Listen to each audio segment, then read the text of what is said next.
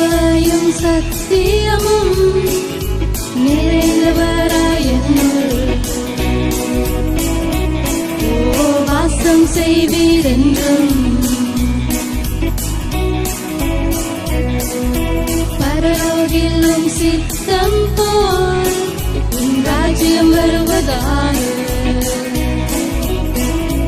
என்னை ஆளுகை செய்வீராக